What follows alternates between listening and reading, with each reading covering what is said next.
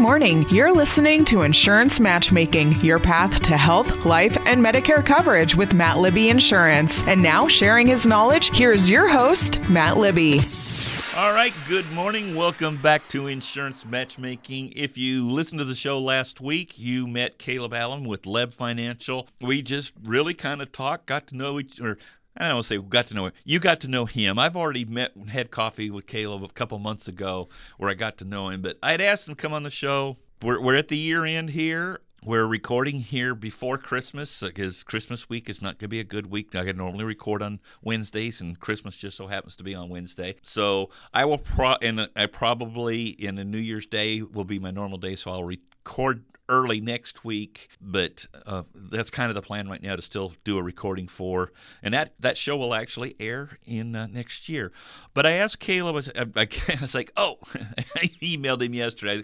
I'd invited him before, and we just hadn't connected. I'm like, hey, I know this is short notice. I got to do 2 shows tomorrow, and I'd love to have you maybe do some end-of-year planning. He can kind of tell you a little bit how he does with Libby Financial, and actually, I forgot to do this on last week's show. Go ahead and tell people how to find you. Let's do that before we forget. Sure. Is that, go ahead and do your promo, and then we'll get into what we came together for today. Sure, yeah. And thanks again for having me on. It's been a pleasure meeting with you and talking with you today. So my name's Caleb, and the way to find my website is lebfinancial.com, lebfinancial.com. And that is the portal basically to get into my my coaching business, and then we can explore other opportunities after that. But the main thing that I do, whether it's under that brand or any of the other things that I might offer, I'm focused on helping people learn to use biblical money management, because the money touches every area of their lives. And so if I'm able to influence the way people make decisions around their money, then I'm able to influence decisions they're making in many areas of their lives. And my subtle goal is to use that as a doorway to spread the gospel into people's lives and encourage people to make more and more decisions that are in line with the way Christ living in them would make those decisions. And so that's my secret plan, is to get the gospel into more people's lives through the doorway of financial coaching. Mm-hmm. So like I said, I kind of want to hit on some year-end things. As I mentioned on last week's show, it's not the end of the world when it comes to the Affordable Care Act, and things could have changed. It's been a couple of weeks. I'm not expecting anything of extension on the enhanced tax credits. I think that's a dead issue. And of course, they're debating things. They're doing votes. They're doing show votes on a lot of the stuff. And I'm saying it's both sides. Both sides are doing it. It's like, Congress is campaigning for the midterms at this point. They're not as concerned with. And I don't care which side you're looking at to say, these are the ones that are concerned about me in my health care. No, neither one of them. That's not their number one priority. Their number one priority is winning the midterm elections. But that being said, as I was saying, it's not the end of the world. The Affordable Care Act deadline is January 15th. So if you found that maybe you were not really on the plan that you wanted to be on for 2026, we can still make a change and get you something for February 1st. The other is, or you decide, hey, I'm not going to pay that premium. It's just way too much. I do have alternatives. We have the short-term plans. We have what's called the MediShare plans. So there's different things you can do that are much less expensive than paying full price for Affordable Care Act. And I know you can't see my air quote fingers on the radio. But so that's kind of my year-end stuff. I've been beating that dead horse for the last couple of weeks, and that's why I wanted to have Caleb on to kind of talk about just some of the basic things that maybe you should be doing, remembering to do because it's the year-end, or whether it's getting ready, to have things organized when it comes to tax time next year to make sure things are ready, or maybe do things different tax-wise for you. Again, Caleb is not a tax preparer. I'll do his little disclaimer there myself.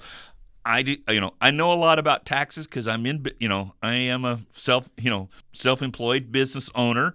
So I have to do with those taxes. I have to deal a lot with taxes when people are trying to figure that's how they advance premium tax credit. That's what the subsidy is on the Obamacare. So I know those. So I know some of those nuances. But I always tell people this is how I think it works. Talk to your tax preparer. I'm not a tax preparer. I am not a financial planner or coach or consultant. That's why I had Caleb on to talk about some of that financial coaching stuff. And like I said, we can talk about tax implications, but neither one of us are tax preparers. Neither one of us are a CPA. He may have some other tax, licensing or something like that, but I figured, I'll do that disclaimer before he talks about, but I'm sure he's got some ideas of, hey, this is something you want to do before the year's out to button up this year, but hey, this is some steps you want to start taking, so you start them in January. So I'll let you take it from there and say, well, what's kind of your number one, or your top list that you recommend to your clients at this time of year? Yeah, well, thanks for that handoff, Matt. I don't have any other special tax certifications or anything. I work closely with my clients. They're individual tax professionals who they already have. Mm-hmm. If they don't have one, then I can connect them with some other options, right. either locally or regionally. I'm a Ramsey coach, and so I have some connections also through the Ramsey network to other people who are Ramsey endorsed for doing taxes in the area, as well as others who are just local, hometown in Sparta or in the Cookeville area who are may not be through. Now you can work with people in other states too on your coaching, because it's not a licensed. That's right. Yeah. So like with me, I can work in other states as long as I'm licensed in that state. That's right. Yeah. Yeah. So I don't run into any problems with licensing issues, and even if there was a case where I needed a license in a different state, it's pretty easy to get licenses for some of those other things. But as to what to do to prepare for the new year, I think the biggest thing is, in fact, my email signature says live intentionally. That's my sign off. And so what I encourage people to do is to be proactive.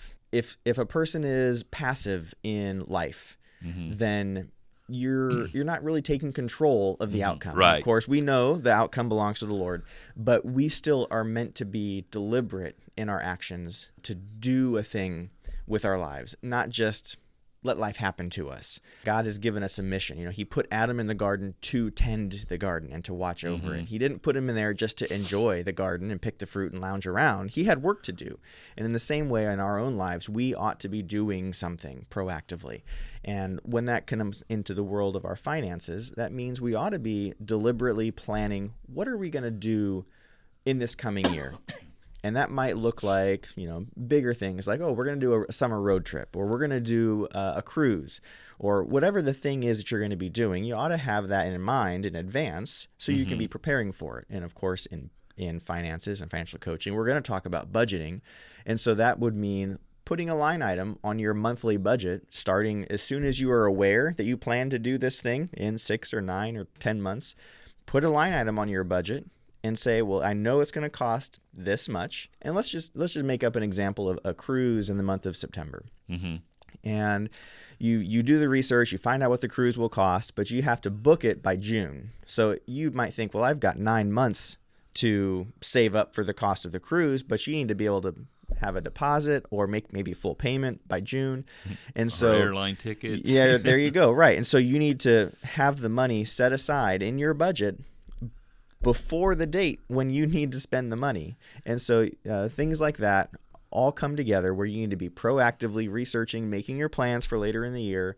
If the Lord wills it, we'll go here and go there and make a profit and so forth. Back that all the way back up to the beginning of the year. We ought to be thinking ahead and updating our budget. And of course, in general, every month we ought to be doing a budget, a fresh budget for the new month, because life is different every month. And once you make the budget for the month, guess what? Life's going to be different from what you planned. Right. So we always are updating the budget throughout the month. And then we use what we learn from this month to inform how we build the budget for next month. Right. You stimulated a question there when you talked about making that line item for that cruise. I guess we're gonna be on cruise. All right. Cruise mindset here now, and I guess it may be different with different clients. Do you encourage them to maybe set a separate bank account for that line item, so it's separate from their regular finances, so they aren't tempted to spend it? Or then again, you probably have clients you're like, hey, just as long as you have a separate line item, they're good to go. The other ones you're like, you really need to move this into another account so you don't spend it. There's a kind of a 50-50 there? Or? There's a range of people who have each person is unique, and each household is unique in the experiences that they've had together before they ended up speaking with me me about how to take control of their finances and how to do it in a way that honors God. And some people benefit from having numerous or many bank accounts. Over time, I have seen that it seems to become simpler to reduce the number of bank accounts. You might have a checking and a savings at your primary bank. Right. And then you might have a high yield savings at a separate bank. Predominantly that's for your emergency fund, but it might have a second money market tied to it so that you also get a second debit card. So you end up with a debit card from each bank, because I teach people not to use credit cards for anything. And but if you think, well, what if this card declines? Okay, well, then have a second debit card. Right. So you ended up with a couple banks there. But beyond those 4 accounts, and if you're a business owner, you'd have a separate business account. Even if you're filing as a sole proprietor, then have a separate business account, because it makes the taxes way easier if every transaction coming out of that business account is a business expense or an owner draw to yourself. So we might, for self-employed, you might end up with 5 accounts there. Yeah. I have some clients with mine, because most insurance, and some insurance will mail you a bill. They usually charge you more if they're going to send you a bill, or if you do put it on a credit card, which of course your debit card can work as a credit card in that scenario. But I've got clients who have like a bank account for subscriptions. It's like, I don't want somebody automatically drafting from my main account. Yeah. So it's an issue sometimes when I want that to come out of this account, but there's not enough money there to cover that, because I only put money in there to cover the things that I don't want coming out of my main account. Now, a lot of people adopt that approach because they haven't learned and developed the habit of doing deliberate budgeting, detailed budgeting. And this mechanism of using a number of bank accounts is often a looser, less precise form at an attempt of budgeting. And when people go through the coaching program that I offer, they learn how to do more detailed planning, and it often ends up replacing some of the things they had been doing. And it's more complicated to do it that way than for your budget to simply be aware of, this is all the money available.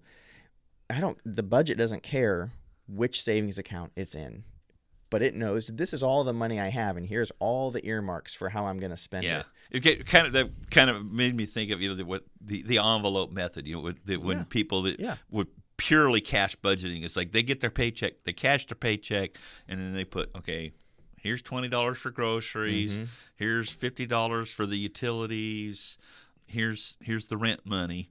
And it's like, if it's not in, once I put everything in the envelopes, what's left over is what I can spend, which I still think is but we talked about this, it's like, I'm not a big fan of the debt snowball, because, I don't know. I kind of know how money works.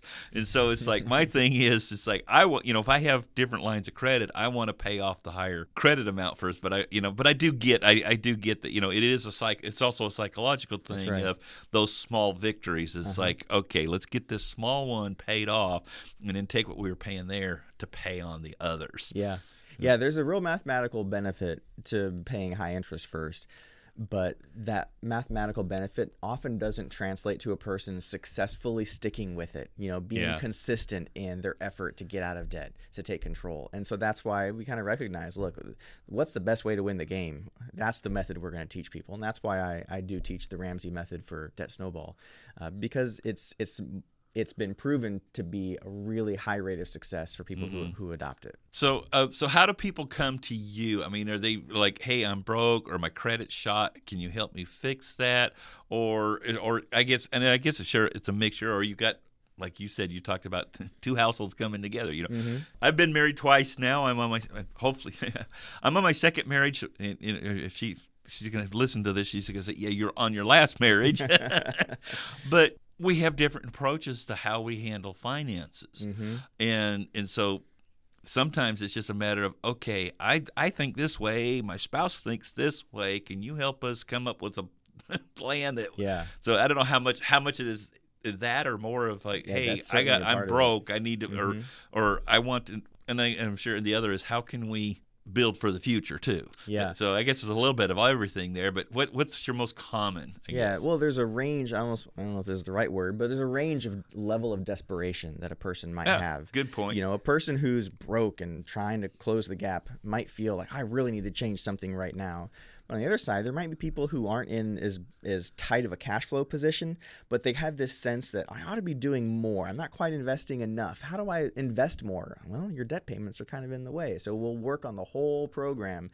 And the net result of it is better communication with a spouse, more unity with a spouse, a shared language and a shared purpose, and the practical tools of how to do the budgeting so that the couple or the person can build a solid foundation that leads to long-term wealth, Lord willing. All right. Well, we're up on that break. Like I said, it goes fast. We did 2 shows today, so we're halfway through the second show, just trying to kind of keep up with the time to make sure that we don't go over. But we'll be right back after these commercials. Looking for a change without really changing? Switch to TriLite Mobile and you get to keep your device, your phone number, or both. If you love it, you can keep it. TriLite Mobile is a better wireless service from Twin Lakes, the people who bring you better internet. With TriLite Mobile, you get the same national coverage as the big guys, but with the friendly personal attention of a team based right here in the Upper Cumberland. To learn more, call 931-476-2355 or visit twinlakes.net. Join Habitat Restore at their pop-up donation event every second Saturday of each month at First National Bank in Sparta. The Habitat team will be there ready to go to receive your donations. So don't miss an opportunity to declutter and make a difference at First National Bank in Sparta with the Habitat Restore pop-up donation event every second Saturday of the month. And now, back to Insurance Matchmaking with Matt Libby Insurance. All right. Well, we're back on Insurance Matchmaking. Again, I have Caleb Allen with Libby Financial as my guest. We're just kind of talking about some year-end and just general things that he can help people with planning their finances and budgeting. Now, you also do. You mentioned, that you use the Ramsey method. You're Ramsey certified or endorsed, however you call that. So how much do you do, just programs with churches to set up a finance? I know that's one of the things that I've heard people, the Financial Peace University. Financial Peace, yeah.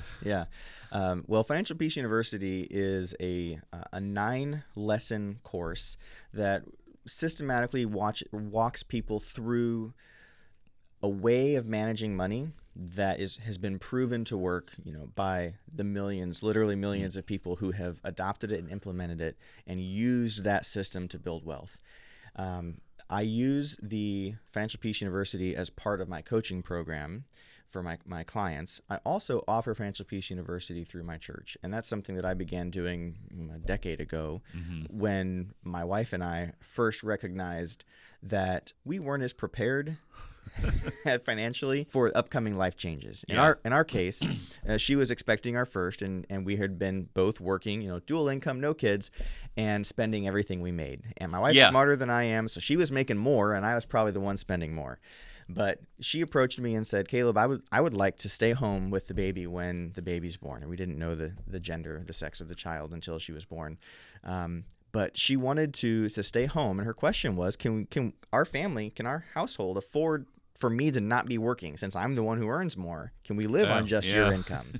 And I, as maybe many young husbands might do, I gave some sort of careless answer and didn't really pay much attention to the question until the question, it seemed to keep coming up and being asked again. I don't know if that's all wives, but the question kept coming up, can we do this? And I look, honey, the only way we're going to know that is if we write my income at the top of the page and start subtracting all the bills we have and then see what number is left. If it's positive, we can afford to live on just my income. I'm pretty sure that's just called doing a budget. And so she looked at me with that look and she said, okay, so go do a budget. Oh, okay. All right. So that was how I began looking for more information about budgeting. And I found some budget software and I started using that software. And as we continued to try to learn more about how to do a budget together and what does it mean to live on a budget, I was still looking for information online that would help me learn how to do that, help us learn how to do that. And that's how I then discovered the Ramsey world and became familiar with this Financial Peace University course that was offered even back then. And, okay, well, where can I take this course? And because at that time, it wasn't yet really offered, online. It was all in person. Yeah. But you needed someone to be offering it, someone to coordinate it, someone who had the materials, the DVDs. In the older days, it was VHS, but by the time I started going through, we had DVDs. Yeah. And there wasn't one in my area. Now it's streaming, right? That's right. Which really increases the way that I can serve clients now. Yeah. But it's all started with my wife asking the question and me researching and discovering, okay, there's this thing called Financial Peace University. I want to do that. There's no place to do it. So I contacted Ramsey and said, hey, I'll lead it. If you tell me, what do I need to do? And that's where it started. Was I started leading it at my church. Actually, my first time leading it was actually not even through my church. It was while I was on deployment in Turkey, and I took quite a number of people in my squadron through the program. I think maybe some of them were just happy to get authorized absence out of their work sections, to go sit in class for an hour or so and not be in trouble for it. But either way, took a number of members from the squadron through the course and then came back from deployment and then began teaching it at my church. And then each time we moved to new duty stations, I would get plugged into a church, and after some time, approach the leadership. Hey, I'd like to lead this course here. And so I've led it a number of churches, a number of states, and actually I'm partway through a course right now at First Baptist in Sparta with a few families there. Yeah. And so that's something that I like to do through the church because I want to minister directly to my local group. Like that's once I became a member, I committed to that group, and so I want to bless them by offering it through there. Yeah. Now, do you do it like that's a Sunday school option for the term, or I didn't know if you did it like the evenings, or you do some evening stuff on that too, or mostly the Sunday school. And what I learned from all the other times I've tried to run Financial Peace at churches is you've got to have childcare because there's so many families who need the childcare, and if we can't find someone reliable or someone who's responsible to bring in, we often might use like some of the youth, the teen girls who are doing babysitting anyway. They'll come in and they'll do the childcare. But if we do it during the Sunday school hour at church, then there's children's church going on. So the parents, they just come like they would normally do on a Sunday morning, drop their kids off for Sunday school, and this is the Sunday school class we do for an hour. And like you mentioned with the streaming, it's a really convenient way to do the class now because each person can watch the video on his or her own time. Couples might choose to watch them together, but they don't have to. And you watch the lesson videos. They're less than an hour typically. And you do that at some point during the week at your leisure. And then when you show up on Sunday morning, we just do the discussion time. For the older format where it was all in person, we would go to the church, put the DVD in, watch it together, and then talk about it. So it took 2 hours. But now you watch the video on your own time. You can do a little bit at each day or so, and then we just have the Sunday school hour for discussion. Do you do any advising for where maybe, and again, this is kind of getting the tax thing, but hey, we've budgeted you've got a bonus, now since that's above your budget, it might make sense to put that in, to put that in an IRA and it'll decrease your taxes in just kind of pretend like you never got it, and so you've got that for the future. Does that fall into some of your coaching? It's a great thing when someone has extra money coming in that whether they expect it or not, it's often just such a relief to have a little extra padding in here at the end of the year. And what I coach people to do is apply the bonus to wherever they are in the baby steps. So if a person is working through the baby step 2, where they're getting out of their consumer debt, the non-mortgage debt, right, then that's going to be the first place I would look to apply that bonus. And if the bonus is large enough that it fully pays off the debt, or if a person was not working on that anymore, then it might go to the next step. Baby step 3 is a fully funded emergency fund with 3 to 6 months worth of expenses. So if that hasn't been filled up yet to whatever their target amount is, we'll apply that bonus toward that baby step. Once those baby steps 1, 2, and 3 are done, baby step 1 is just saving your first $1,000, which statistics have shown many Americans can't cover a $1,000 emergency. They don't have it. So that's why it's such an important first step. Then you pay off the debt. Then you get a fully funded emergency fund, which might be between $10,000 and $20,000 for a lot of. After that, there's a rhythm of regular investing for retirement. That's what we call baby step 4. And we target putting 15% of their income into retirement. So if they got a bonus and they were in baby step 4, then we'd want to put a way to get 15% of that into a retirement account. And, I can help people identify where to do it. If they have employer-sponsored plans or if they're doing IRAs, I can help them work through the math. And we'll put this much into the IRA, put this much into your employer plan, or make this adjustment. Or sometimes the employers will actually had a client email me recently saying he was going to get a bonus. And he had a letter from his HR that said, here's how you use our HR website if you want to put some of your bonus into the 401k. And so I'm going to work with him. I haven't closed this loop yet, but I'm going to work with him on identifying, okay, based on your whole financial picture, how do we make sure that 15% of your income is going into retirement? And what do we do with the rest of it? Yeah. And so that might be extra money. Baby step 5 is funding kids' college if you choose to do that, if you have kids who are preparing for college.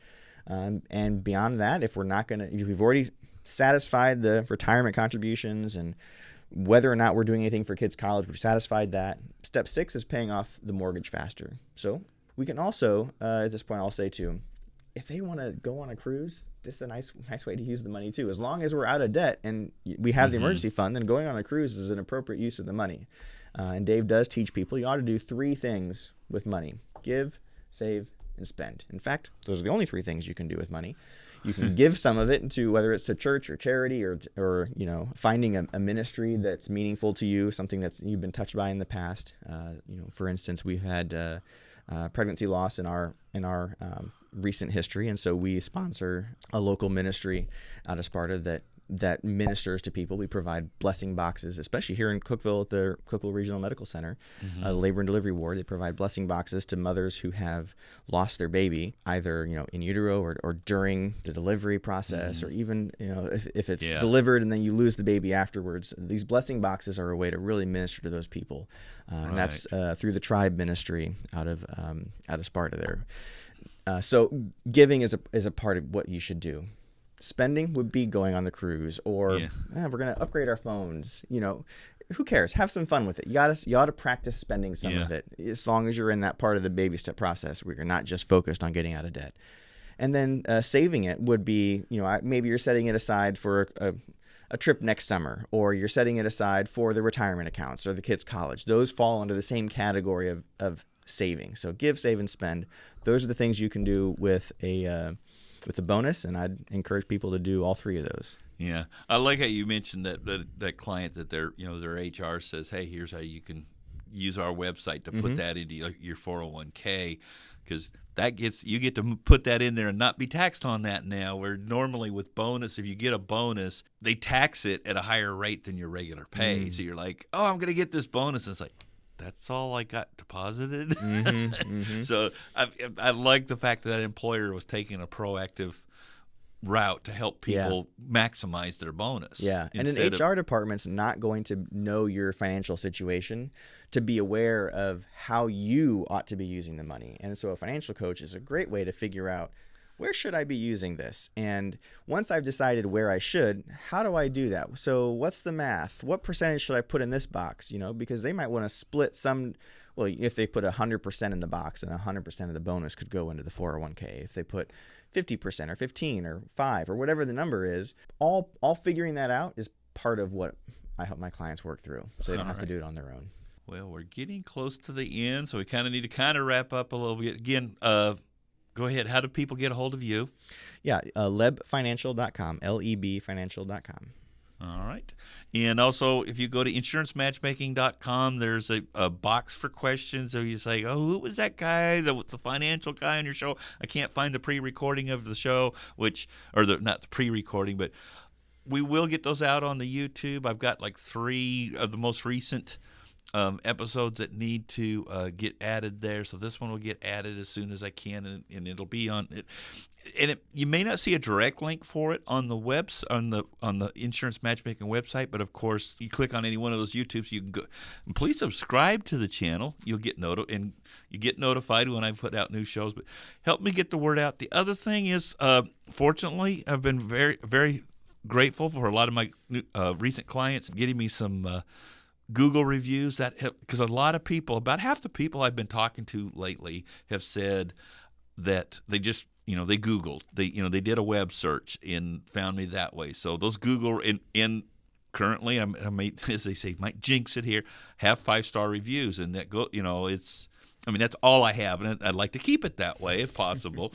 But if you've dealt with me before or just like the show, you can give me a Google review also that you like the show. So anyway, like I said, we're running out of time here. We'll be back on air next week. It might be a replay. I may have a show I get record, but it will be 2026. It'll be the new year. So happy New Year. Hope you had a good Christmas. It's hard for me to get into Christmas and realize it's like, I need to talk about Christmas, man. Wish a Merry Christmas. I am so busy in the fall, I don't even really think about Christmas until after the 15th, and then figure, when you're listening to this show, it's going to be after Christmas. So I hope you had a good Christmas. But I can say Happy New Year. It's not 2026 yet. But stay tuned to Grace 107.7. Tune in next week to Insurance Matchmaking. And remember, at Matt Libby Insurance, we can cover you from head to toe. It doesn't have to cost you an arm and a leg. You've been listening to Insurance Matchmaking with Matt Libby, your path to health, life, and Medicare coverage with Matt Libby Insurance.